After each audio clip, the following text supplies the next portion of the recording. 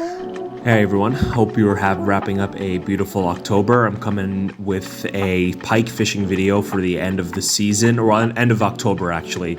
The fall fishing season is full on, and we're just running through some quick baits that we're using out on the lake that I'm fishing at, actually a reservoir. The first thing I pulled off was a suspending, the second item I just pulled off is a suspending jerkbait with a floating jerkbait on top. The idea here, guys, is this. Big, middle, small. Big, middle, small. I do my searching with this floating jerkbait, which is the biggest towards the top, and if I need to dial in, I go with suspending jerkbaits. The two in the middle are such, and the floating jerkbait with the red head is a very good alternative when, again, searching for these pike that want to bite, or even perch. There's a lot of perch in this reservoir, but guys, the importance of transitioning through the day. These two guys have been my best performers at the reservoir, suspending jerkbait for the middle of the water column and these floating for the top. Obviously, not every single fish is a successful catch, and this goes to point out that sharpen the hooks, sharpen those trebles, especially when you can. If you need a video on that, I can show you, but it's pretty easy. And this even happened again on a topwater bite, which I ended up missing. But, you know, this is the sport we love, and this is what it is. But moving on for the month, I gotta say, overall, this was so far, as you're about to see, was the biggest pike I got this month. By far my biggest one in the middle of June, but it seems like the small males are up on the shallow coves and shallow areas trying to get some feed.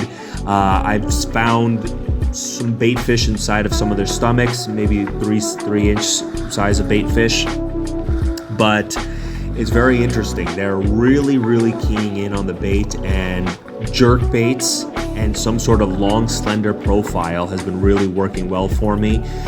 This even duplicated itself after a whole afternoon of fishing, catching nothing. I shrunk down to a smaller floating jerkbait and ended up catching this tiny little pike, and it got off the hook, but I put my foot over it just at the last second. But guys, the fall is a very interesting time for fishing. The spring obviously corresponds with the spawn, and now with my new tool, which you guys are seeing for the first time, I got a pair of waders here in Europe, where I am today in Georgia. These were about $30 for a pair of decent waders, and you know, this is just to get out a little bit farther on those flats that have weed beds on them. And these weed beds come up to like the surface of the water.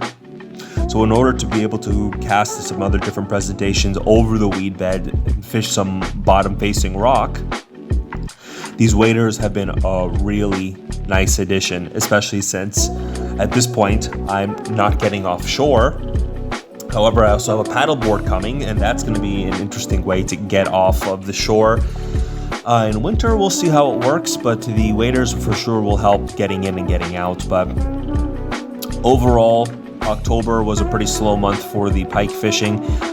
Turnover is a very important aspect of fishing that if you... this is a whole other video, honestly, if you need to look into it. But this is just some casts with the waders. They were really cool. I definitely recommend it as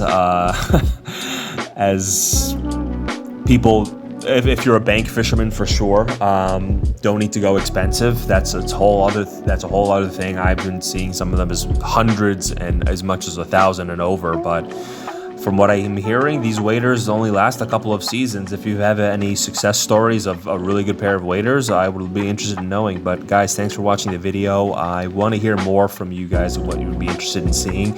So thank you guys so much, and have a great day.